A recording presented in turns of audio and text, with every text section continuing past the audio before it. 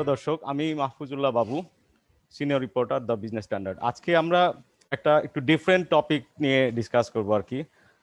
We have got researcher Shaila Jamal. Shaila আপা কানাডার McMaster ইউনিভার্সিটিতে পিএইচডি ক্যান্ডিডেট। সারা পৃথিবীতে এই করোনা ভাইরাস আসার পরে পাবলিক ট্রান্সপোর্টেশন মুড, মানুষজনের প্রেফারেন্স, থটস, পারসিভ রিস্ক, এগুলো নিয়ে রিসার্চ হচ্ছে।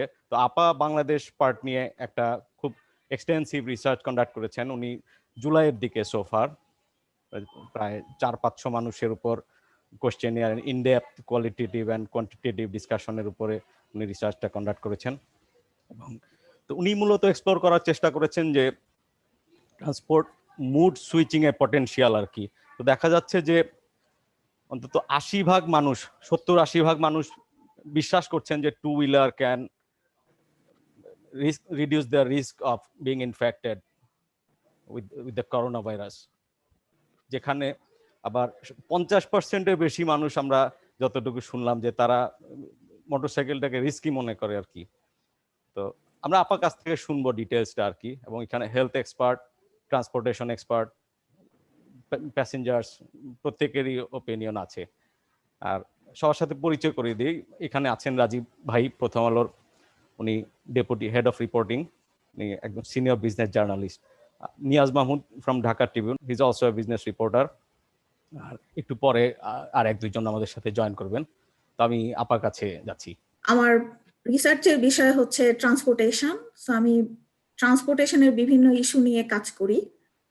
তো এর ধারাবাহিকতায় আমি আসলে বাংলাদেশে বেশ কিছু, মানে অ্যাজ অ্যান ইন্ডিভিজুয়াল কনসালটেন্ট আমি বাংলাদেশে কাজ করি বেশ কিছু জায়গায়। তো রিসেন্টলি যে কোভিড-19 এর কারণে আমি আসলে বাংলাদেশের পার্সপেক্টিভে কিছু নিজের উদ্যোগেই কিছু রিসার্চ করেছি।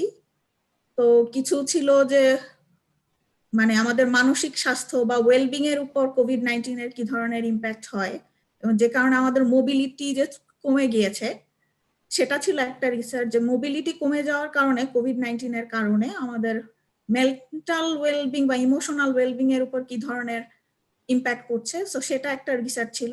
আর আরেকটার কথা যেটা নিয়ে আমি এখন কথা বলছি, যে আমি আসলে দেখতে চাচ্ছিলাম যে মানুষ যেন কোভিড এর কারণে যে হেলথ রিস্ক গুলা, সো হেলথ রিস্ক গুলা বিভিন্ন ট্রান্সপোর্টেশন মোড ইউজ করার ক্ষেত্রে মানুষরা কিরকম ভাবে জিনিসটাকে, মানে কিভাবে দেখছে, তারা সোজা কথা তাদের দৃষ্টিভঙ্গিটা কেমন, হেলথ রিস্ক গুলা তারা কিভাবে দেখছে বিভিন্ন ট্রান্সপোর্টেশন মোডে, এবং এই জিনিসগুলো কনসিডার করে তাদের মানে মোড সুইচ করার, বা এখন ধরেন যে তারা বাস ইউজ করছে, বাস থেকে যদি হেলথ রিস্কটা চিন্তা করে তাহলে কি তারা কোনো ইন্ডিভিজুয়াল মোডে সুইচ করবে কিনা, যেমন ধরেন যে মোটরসাইকেল বা বাইসাইকেল এই ধরনের গুলোতে তাদের সুইচ করার কোনো পটেনশিয়ালিটি আছে কিনা। সো সেটাই আমি আসলে রিসার্চ করার ট্রাই করেছি। সো আমি আসলে কিছু আমার রিসার্চ সম্পর্কে কিছু ডাটা শেয়ার করব যেটা আমরা পেয়েছি। তো আমার রিসার্চের মেইন টাইটেলটা ছিল যে exploring the transport mode switch potential in the post lockdown and post pandemic আর কোভিড-19 পিরিয়ড ইন বাংলাদেশ।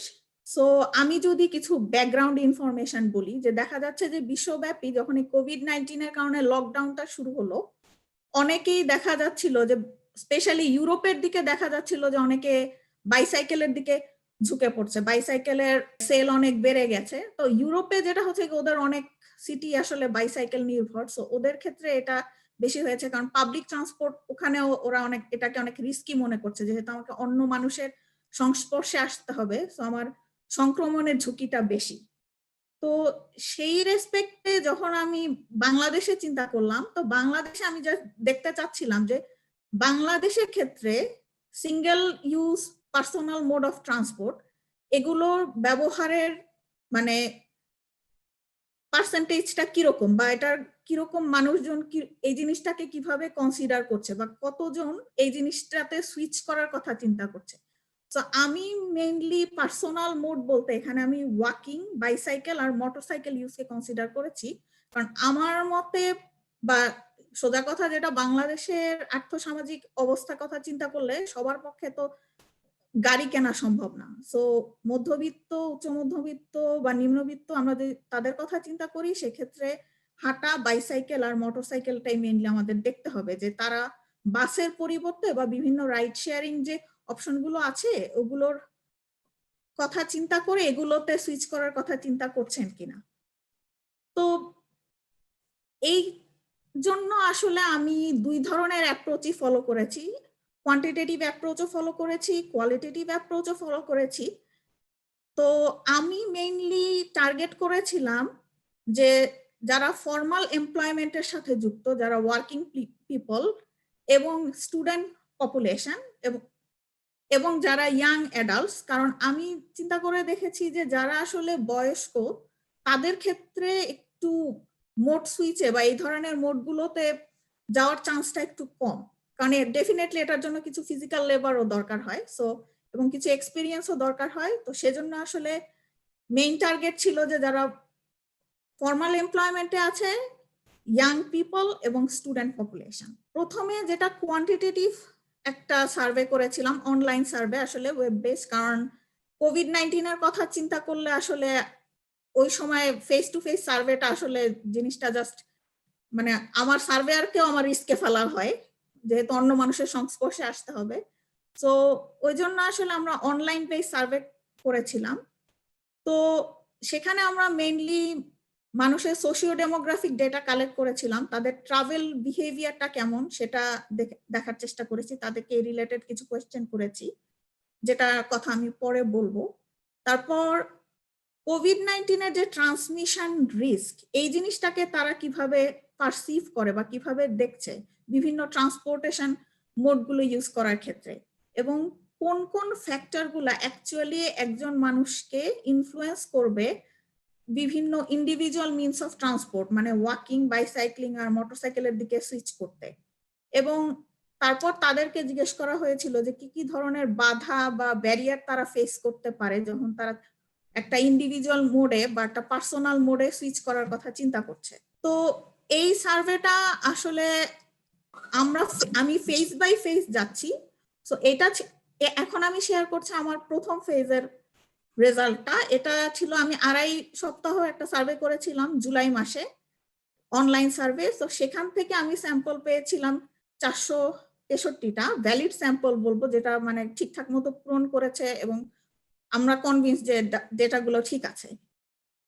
তো সেই জুলাইয়ের সার্ভে থেকে, তখনও লকডাউন চলছিল, পুরোপুরি না কিন্তু হাফ চলছিল বাংলাদেশে। সো তখন আমরা 463টা স্যাম্পল পেয়েছিলাম। আর এছাড়া আমি যেটা করেছিলাম, আমরা কিছু কোয়ালিটেটিভ ইন্টারভিউ করেছিলাম, ইনডেপথ ইন্টারভিউ বলবো, সেমি স্ট্রাকচার্ড, এবং প্রায় 1 ঘন্টা থেকে 1.5 ঘন্টা আমরা বিভিন্ন হেলথ প্রফেশনাল এক্সপার্ট এবং ট্রান্সপোর্টেশন এবং প্ল্যানিং এক্সপার্টদের সাথে কথা বলেছি। সো পাবলিক হেলথ প্রফেশনাল আমরা 7 জনকে ইন্টারভিউ করেছি, এর মধ্যে আইসিডিডিআরবি এর রিসার্চার ছিলেন, ইউএসএইড এর রিসার্চার ছিলেন, প্রাইভেট বিশ্ববিদ্যালয়ের শিক্ষক ছিলেন, তারপর ট্রান্সপোর্টেশন প্ল্যানিং আর আরবান প্ল্যানিং এক্সপার্টদের ইন্টারভিউ করেছি। এখানেও বিভিন্ন বিশ্ববিদ্যালয়ের শিক্ষক ছিলেন, বিভিন্ন প্রফেশনে কাজ করা লোকজন ছিলেন। তো আর এর বাইরে আমি কিছু ইউজারদেরকেও সার্ভে করেছি, যদিও সেটা একটু কম, যেহেতু আমি কোয়ান্টিটেটিভ সার্ভে ইউজারদের জন্য করেছি। তাও কিছু ইন্টারভিউ ডিটেইলে করেছিলাম 5 জনকে, যারা পাবলিক ট্রান্সপোর্ট আর রাইড শেয়ারিং সার্ভিস গুলো মেইনলি ইউজ করছে। তো যখন আমি কোয়ালিটেটিভ সার্ভেটা করেছি বা ইন্টারভিউ গুলো নিয়েছি, তখন অ্যাকচুয়ালি আমি তাদেরকে মেইনলি যে ছিল যে প্রফেশনাল বা এক্সপার্টদেরকে আমি মেইনলি জিজ্ঞেস করেছিলাম যে তাদের চিন্তাটা কি, যে কোভিড ট্রান্সমিশন রিস্কটাকে তারা ডিফারেন্ট ট্রান্সপোর্ট মোডে কিভাবে দেখছে বা কোন মোডে কতটুকু রিস্ক আছে, এবং তারা কি মনে করছে যে এই যে প্যান্ডেমিকটা এটা বাংলাদেশের মানুষের ট্রাভেল বিহেভিয়ারকে কিভাবে ইম্প্যাক্ট করছে। তাছাড়া তারা মানে কোভিড-19 এর ট্রান্সমিশন রিস্কটা যদি চিন্তা করে, তাহলে কোন কোন ট্রান্সপোর্ট মোডগুলোকে তারা সেফ মনে করছে এবং কোনগুলোকে সেফ মনে করছে না। এবং যদি একই কোয়েশ্চেন যেটা আমরা ইউজারদেরকে বা রেগুলার ট্রাভেলারদেরকে করেছিলাম, সেটা আমরা এক্সপার্টদেরকেও করেছি, যে তারা কি কি মনে করছে, যে তাদের দৃষ্টিভঙ্গি থেকে যে কি কি ধরনের ব্যারিয়ার বা অবস্ট্যাকল আছে যেগুলো মানুষকে ইন্ডিভিজুয়াল মোডে সুইচ করতে বাধা দিবে। খুবই শর্ট করে বললে, যখন আমি ইন্টারভিউ গুলো থেকে, এক্সপার্টদের ইন্টারভিউ থেকে যেটা বুঝতে পেরেছি, যে তাদের মতে যেখানে যে বলছে যে সোশ্যাল ডিস্টেন্সিং বা ফিজিক্যাল ডিস্টেন্সিং মেনটেন করা কোভিড-19 এর রিস্কটা অ্যাভয়েড করতে হলে, সেটা বাংলাদেশে যদি স্পেশালি ঢাকার ক্ষেত্রে বাসে সেটা সম্ভব না। তারা এক্সপার্টরা মনে করছেন না যে এটা কোনোভাবেই সম্ভব ওই ডিস্টেন্সটা মেনটেন করা। এবং আরেকটা জিনিস যেটা বলছেন যে বাংলাদেশের স্পেশালি ঢাকার ক্ষেত্রে এটা, যে ঢাকার ফুটপাথ গুলোতে পিক আওয়ারে আসলে অনেক ভিড় থাকে এবং এটা জাস্ট ফুটপাথের উইথ যথেষ্ট কম।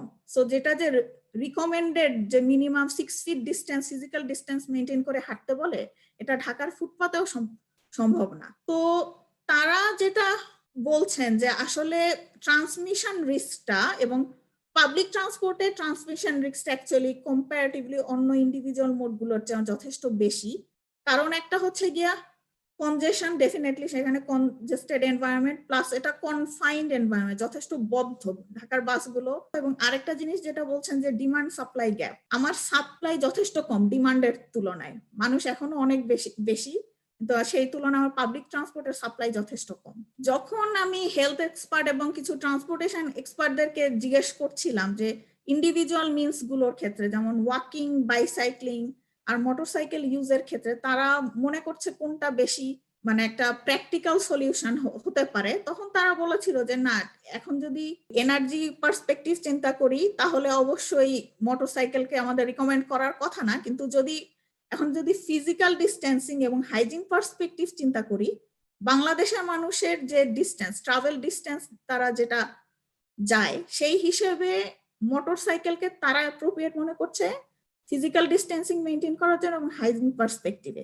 অবশ্যই অনেকেই বলেছেন যে সাইক্লিং হেলথের জন্য ভালো, কিন্তু সেটা শুধুমাত্র লোকাল মানে নেইবারহুড লেভেলের ট্রাভেলের জন্য বা একদম শর্ট কমিউট ডিস্টেন্স হলেই সেটা করা সম্ভব। সাইক্লিং এর ক্ষেত্রে একটা জিনিস যেটা, যে আমাদের আসলে ইনফ্রাস্ট্রাকচার এখন ওইভাবে ডেভেলপ না যে সাইক্লিংটা আমরা ওইভাবে মানে একদম খুব ম্যাস লেভেলে করতে পারবো।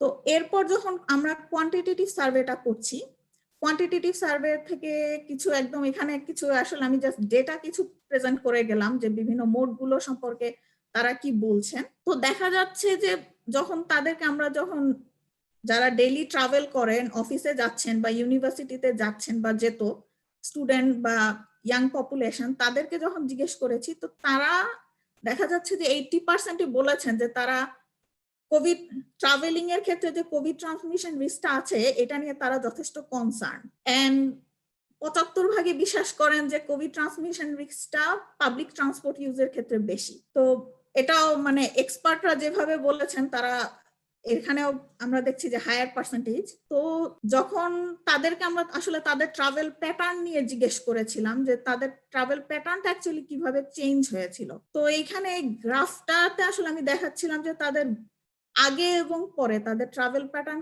কিরকম চেঞ্জ হয়েছে পার্সেন্টেজ ওয়াইজ। তো দেখা যাচ্ছে যে বাস ইউজের ফ্রিকোয়েন্সি কিন্তু খুবই সাবস্ট্যান্সিয়ালি নেমে গিয়েছে।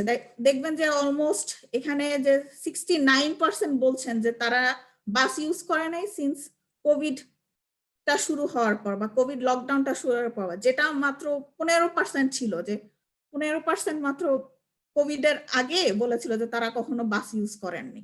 এছাড়া যখন আমি তাদেরকে জিজ্ঞেস করেছিলাম যে বা তাদেরকে জিজ্ঞেস করা হয়েছিল যে তারা কি বিশ্বাস করেন যে কোভিড পরবর্তীতে পোস্ট লকডাউন পিরিয়ডে তাদের মানে ট্রাভেলের প্যাটার্নটা কিরকম হবে, তারা কিরকম আশা করছে, তো দেখা গেছে যে 57% বলছেন যে তাদের ওয়াকিং এর ফ্রিকোয়েন্সিটা বাড়বে compare to pre Covid situation. তাদের পোস্ট কোভিড সিচুয়েশনে বা সিনারিওতে তারা এক্সপেক্ট করছেন যে তাদের ফ্রিকোয়েন্সি অফ ট্রাভেলটা বাড়বে। 44% লোক বলছেন যে তাদের পার্সোনাল বাইসাইকেল ইউজটা বেড়ে যাবে কোভিড পরবর্তী সময়, এবং 48% আবার বলছেন যে তাদের পার্সোনাল মোটরসাইকেল বা স্কুটি বা স্কুটার জাতীয় যানবাহনগুলোর ব্যবহার বেড়ে যাবে পোস্ট কোভিড পিরিয়ডে। এবং আরেকটা জিনিস যেটা দেখা যাচ্ছে যে 62% মানুষ বলছেন যে তাদের frequency of travelling by public transport বা পাবলিক ট্রান্সপোর্টের ইউজটা অ্যাকচুয়ালি পোস্ট লকডাউন আর পোস্ট কোভিড পিরিয়ডে কমে যাবে। তার মানে একটু বোঝা যাচ্ছে যে আসলে তারা চিন্তা করছেন যে তাদের আসলে হয়তো সুইচটা হবে ইন্ডিভিজুয়াল ট্রান্সপোর্ট মোডের ক্ষেত্রে। তো এরপর যেটা ইউজারদেরকে কোয়েশ্চেন করা হয়েছিল যে তারা বিভিন্ন যে ট্রান্সপোর্ট মোড গুলো আছে সেগুলোকে মানে সেগুলোর সেফটিটাকে কোভিড-19 সিচুয়েশন চিন্তা করে তারা সেফটিটাকে কিভাবে দেখছে। তো দেখা গেছে যে এখানেও যে 82% বলছেন যে পার্সোনাল বাইসাইকেল এন্ড ওয়াকিং হবে সেফার অপশন এবং 79% বলছেন যে মোটরসাইকেল বা স্কুটিকেও তারা একটা সেফার অপশন হিসেবে চিন্তা করছেন।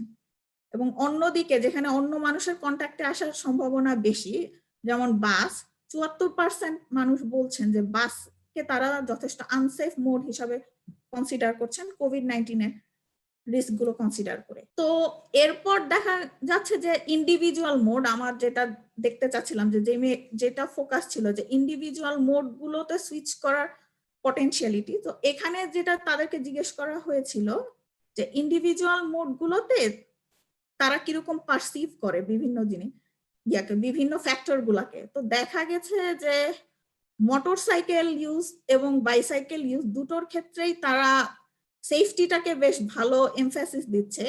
তারা অনেকেই বলছেন যে ইভেন প্রি লকডাউন কন্ডিশন বা ডিউরিং লকডাউন কন্ডিশনেও তারা মোটরসাইকেল ইউজ করতো। প্রায় 55% বলছে তারা মোটরসাইকেল ইউজ করতো যদি তারা ট্রাফিক থেকে সেফ ফিল করতো, যেমন ইনজুরি বা অ্যাক্সিডেন্ট এগুলো থেকে যদি তারা সেফ ফিল করতো তারা অবশ্যই ইউজ করতো। এবং সেম জিনিসটাই প্রায় 52% বাইসাইকেল ব্যবহারের ক্ষেত্রে বলেছে। তারপর তাদেরকে আসলে জিজ্ঞেস করা হয়েছিল যে তাদের অ্যাফোর্ডেবিলিটি। 50% মোটামুটি রেসপন্স করেছে যে কনসিডারিং তাদের কারেন্ট ফাইন্যান্সিয়াল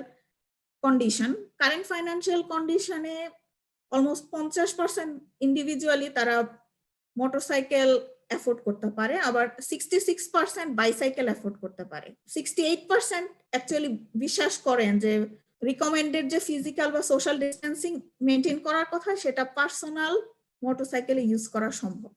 তারপর যখন তাদেরকে জিজ্ঞেস করা হয়েছিল যে পার্সোনাল ভেহিকেল গুলোতে তারা হাইজিনটাকে কিভাবে দেখছেন, তো তারা ম্যাক্সিমামই বলেছেন যে 75%ই বলেছেন যে তারা মনে করেন যে এটা অবশ্যই মানে উইদাউট এনি সাসপিশন নিজের পার্সোনাল ভেহিকেলে নিজের মতো করে তারা হাইজিনটাকে মেনটেন করতে পারবে, যেটা তারা পাবলিক বা শেয়ার্ড মোডস অফ ট্রান্সপোর্টেশনে পারবে না।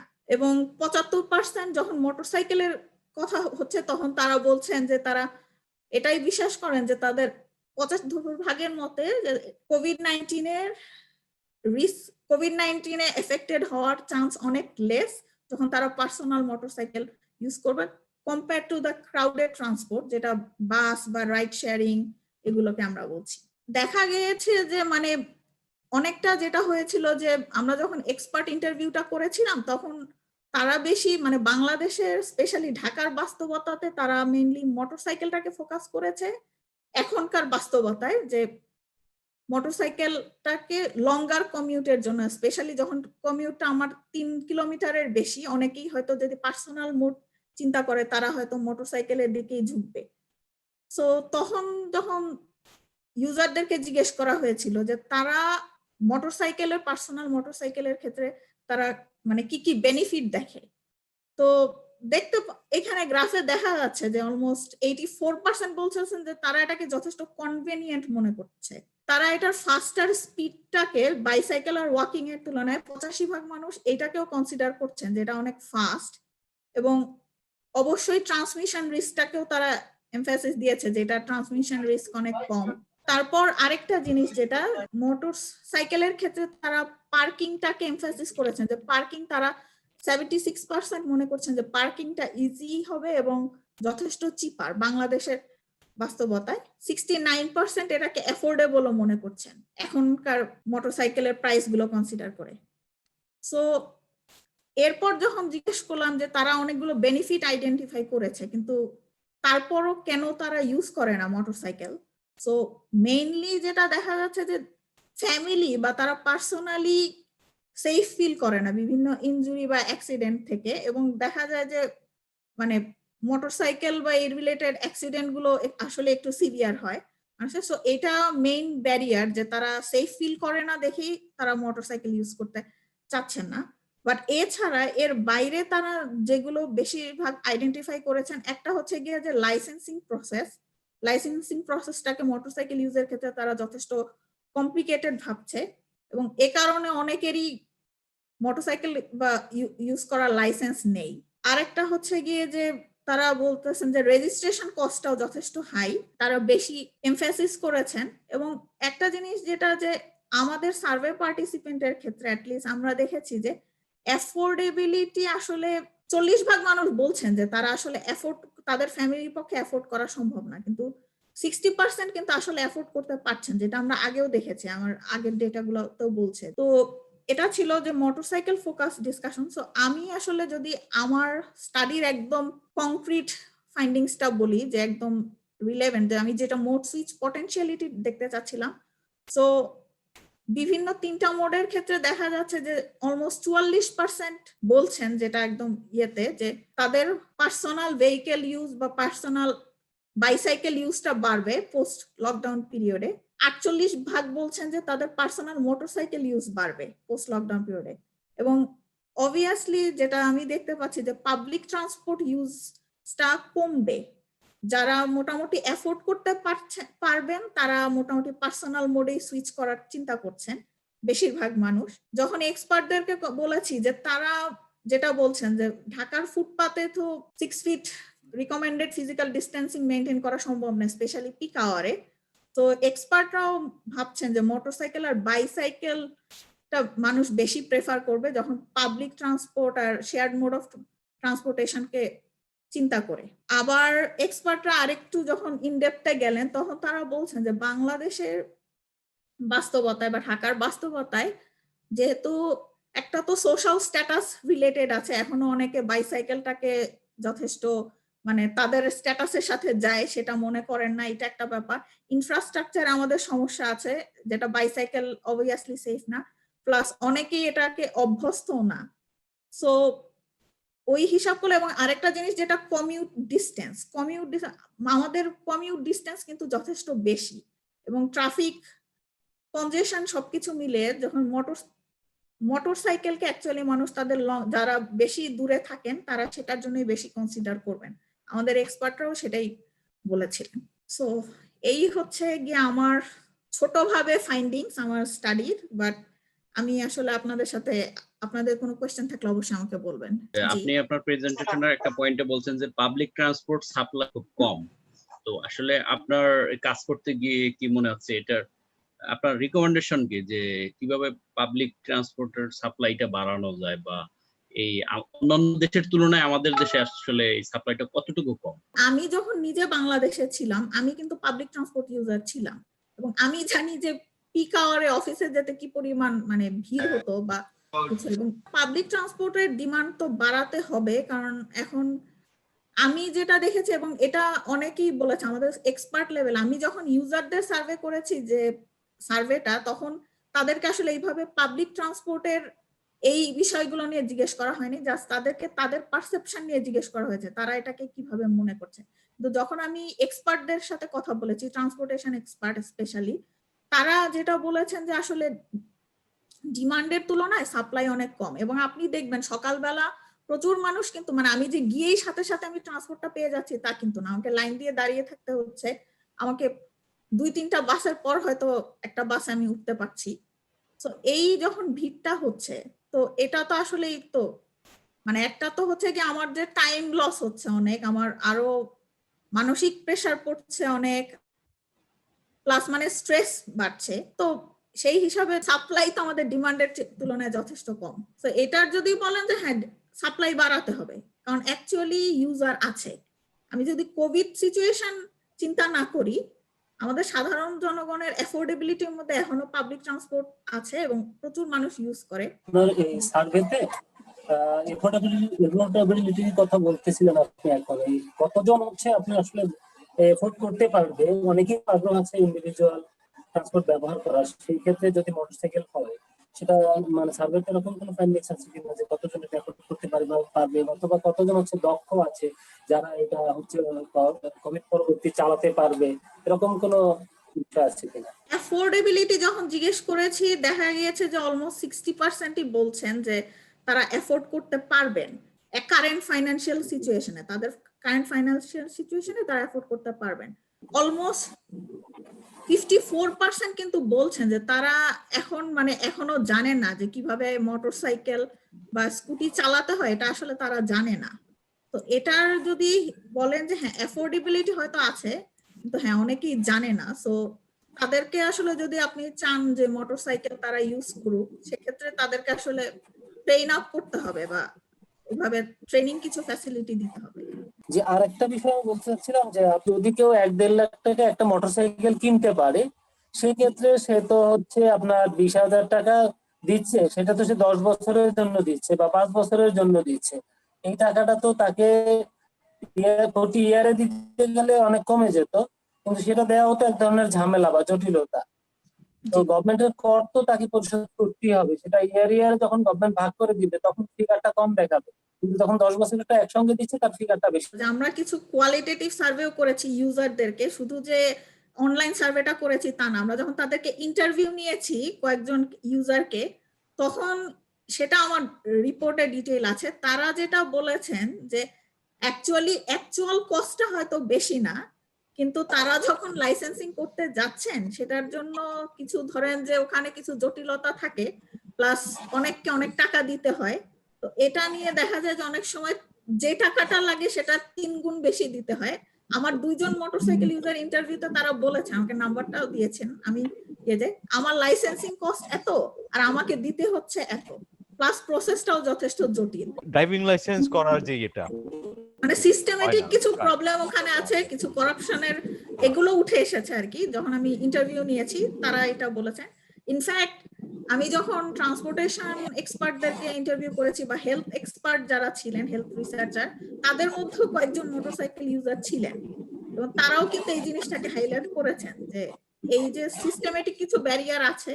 যখন আমি লাইসেন্সিং করতে যাচ্ছি বা আমার রেজিস্ট্রেশন করতে যাচ্ছি ভেহিকেলটা, তখন এই ধরনের কিছু ব্যারিয়ার ওখানে হয় এবং এটা প্রথম কথা একটা হ্যাসেল, দ্বিতীয় কথা টাইম প্রচুর কনজিউম হয় যেটা, এবং তৃতীয় কথা হচ্ছে এটা কস্ট মানে 2 গুণ 3 গুণ বেশি তাদেরকে দিতে হচ্ছে। আপনার ইয়েতে আমরা একটা ইন্টারেস্টিং ফাইন্ডিংস দেখেছি যে আপনার 1/3 এর মতো আপনার রেসপন্ডেন্টস তারা বলেছে যে এই 1 বছরের মধ্যে তারা মোটরসাইকেল আর একটা স্কুটার কিনবে। And it's interesting. আপনি কি মনে করছেন যে এটা একটা যে আরো মানে ওয়াইডার পিকচারটাও এরকমই? এখানে যেটা ছিল যে আমি মোটামুটি তাদেরকে জিজ্ঞেস করেছিলাম যে কি 1 বছরের মধ্যে হ্যাঁ অলমোস্ট 33% 1/3 বলছেন যে তারা মোটরসাইকেল কিনবেন বা কেনার ইচ্ছা আছে। সো ওয়াইডার পিকচার যদি বলেন, আমার সার্ভেটার কিন্তু একটা যেটা বলবো যে এটা কিন্তু আসলে আমাদের ফোকাস ছিল ওয়ার্কিং পপুলেশন, ওয়ার্কিং গ্রুপ যারা ফর্মাল এমপ্লয়মেন্টে আছে। মানে আমি নরমালি সার্ভেটা করেছি যাদের অ্যাকচুয়ালি এফোর্ড করার মতো সামর্থ্য আছে, আমি যেটা মনে করি। প্লাস আরেকটা ছিল যে ইয়াং জেনারেশন, কারণ ইয়াং জেনারেশন মেইনলি ইনক্লাইন মোটরসাইকেলের উপর, তাদের কাছে যথেষ্ট এটা অ্যাট্রাকটিভ মোড মনে হয়। সো তাদের ক্ষেত্রে এটা করেছি। এবং আমি রিসেন্টলি আরেকটা সার্ভের কথা জানি, এটা তো আসলে যে সেটাও বাংলাদেশে করেছে আরেকজন বিশ্ববিদ্যালয়ের শিক্ষক, তাদেরও কিন্তু ফাইন্ডিংসটা অনেকটা এরকমই। ফর্মালি এমপ্লয়েড মানে রেসপন্ডেন্টস বেশি, এই কারণে হয়তো অ্যাফোর্ডেবল মনে করছে 50% এর বেশি বা 60% এর মতো। তো এখন বাংলাদেশে কিন্তু মোটরসাইকেল আপনি জানেন কিনা যে প্রাইস লেভেলটা রাজীব ভাই খুব ভালো মতো জানেন, এবং আমরা রিপোর্টাররাও জানি যে India and all other peer countries থেকে আমাদের এখানে 60 to 70 টু সাম এক্সটেন্ট আপনার 100% বেশি প্রাইস লেভেল আর কি যে মোটরসাইকেলে, প্লাস রেজিস্ট্রেশন কস্ট আপনার 3-4-5 গুণ পর্যন্ত। তো গুড থিং ইজ যে একটা ট্রেন্ড শুরু হয়েছে যে গভর্নমেন্ট এগুলো আপনার অ্যাড্রেস করছে একটু একটু করে, মানে পলিসি এন্ড আদার ওয়েতে অ্যাড্রেস করে একটু কমানোর চেষ্টা হচ্ছে আর কি। তো প্রিয় দর্শক, আমরা শায়লা আপার রিসার্চ ফাইন্ডিংস গুলো জানলাম আর কি। So we hope যে আমাদের policy makers and industry will accommodate all the findings and তারা they will act accordingly so that সবচেয়ে প্রাসঙ্গিক বিষয়টা এখন যখন কিনা যে সেকেন্ড ওয়েভের একটা risk as the winter is approaching আর কি, এখন এগুলোর একটা রিফ্লেকশন আমরা দেখতে পাবো আর কি, মানুষ যাতে আরেকটু অ্যাফোর্ডেবল ওয়েতে এন্ড হ্যাসেল ফ্রি ওয়েতে ইন্ডিপেন্ডেন্টলি মুভ করতে পারে আর কি। Thank you so much.